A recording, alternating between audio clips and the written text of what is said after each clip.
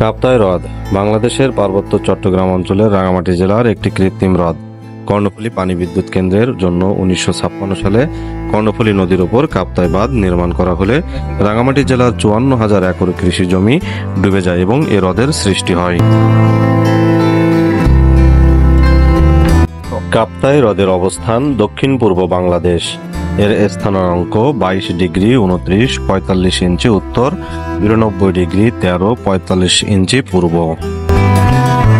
এর ধরন আধার। প্রাথমিক অন্তঃপ্রবাহ কর্ণফুলী নদী, প্রাথমিক বহিঃপ্রবাহ কর্ণফুলী নদী।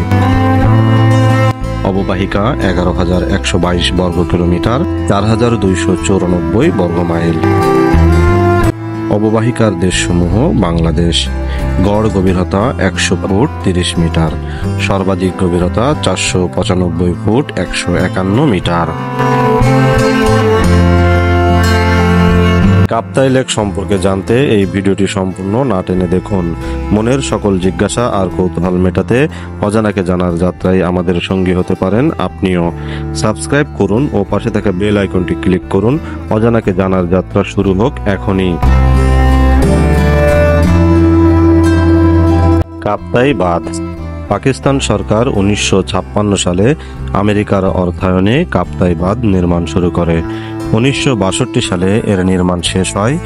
ইন্টারন্যাশনাল ইঞ্জিনিয়ারিং কোম্পানি এবং ইওতাহ ইন্টারন্যাশনাল ইনকর্পোরেট 670.6 মিটার, 2,200 দীর্ঘ ও 54.7 মিটার, 179 ফুট উচ্চতার এ বাঁধটি নির্মাণ করে।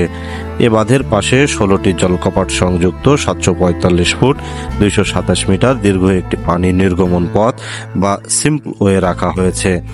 এ সিম্পলওয়ে প্রতি সেকেন্ডে 5 লাখ এবং 25,000 কিউসেক ফিট পানি নির্গমন করতে পারে। এ প্রকল্পের জন্য তখন প্রায় 25,40,00,000 টাকা বাজেট নির্ধারণ করা হলেও পরে তা 48 কোটি টাকা ছাড়িয়ে যায়। অধিভুক্ত এলাকা। কাপ্তাই হ্রদের কারণে 54,000 একর কৃষি জমি ডুবে যায়, যা ওই এলাকার মোট কৃষি জমির 40%। এছাড়া সরকারি সংরক্ষিত বনের 29 বর্গ মাইল এলাকা ও অশ্রেণীভুক্ত 234 বর্গ মাইল বনাঞ্চলও ডুবে যায়। প্রায় 18,000 পরিবারের মোট 1 লাখ মানুষ বাস্তুচ্যুত হয়। বিদ্যুৎ উৎপাদন। প্রথমে এই কেন্দ্রের বিদ্যুৎ উৎপাদন ক্ষমতা ধরা হয়েছিল 1,20,000 কিলোওয়াট। প্রথমে 40 মেগাওয়াট ক্ষমতা সম্পন্ন 1 ও 2 নম্বর ইউনিট স্থাপন করা হলেও পরে 1969 সালের 50 মেগাওয়াট ক্ষমতা সম্পন্ন 3 নম্বর ইউনিটের কাজ শুরু হয়।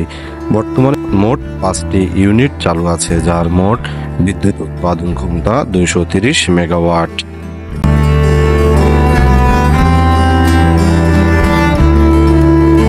পর্যটন। কাপ্তাই লেককে ঘিরেই মূলত রাঙামাটি জেলার পর্যটন শিল্প গড়ে উঠেছে। এই লেকের উপর রয়েছে বিখ্যাত ঝুলন্ত ব্রিজ। লেকের দুই ধারই পাহাড় টিলা দিয়ে ঘেরা। ট্রলার ভাড়া করে লেকে ভ্রমণ করা যায়। ট্রলারে করে যাওয়া যায় শুভলং জলপ্রপাতে। লেকের পাড়ে রয়েছে নতুন চাকমা রাজবাড়ি ও বৌদ্ধ মন্দির। পুরাতন চাকমা রাজবাড়ি কাপ্তাই বাঁধ নির্মাণের সময় লেকে তলিয়ে যায়। রাজবন বিহার বাংলাদেশে বৌদ্ধ সম্প্রদায়ের বৃহত্তম বিহার রাঙামাটি শহরের অদূরেই অবস্থিত, যা পুণ্যার্থী এবং দর্শনার্থীদের জন্য অন্যতম আকর্ষণীয় স্থান। কাপ্তাই লেক কিভাবে যাবেন? ঢাকার সায়েদাবাদ কিংবা কমলাপুর থেকে বিভিন্ন মানের বাসে করে সরাসরি কাপ্তাই যাওয়া যায়। এক্ষেত্রে প্রায় 7 থেকে 8 ঘন্টা সময় লাগে। এসব বাসে যেতে জনপ্রতি ভাড়া লাগবে 700 থেকে 800 টাকা। এছাড়া আপনি চাইলে চট্টগ্রাম থেকেও কাপ্তাই যেতে পারেন। বদ্দারহাট বাস স্ট্যান্ড থেকে প্রতি 30 মিনিট অন্তর অন্তর কাপ্তাইয়ের উদ্দেশ্যে বাস ছেড়ে যায়।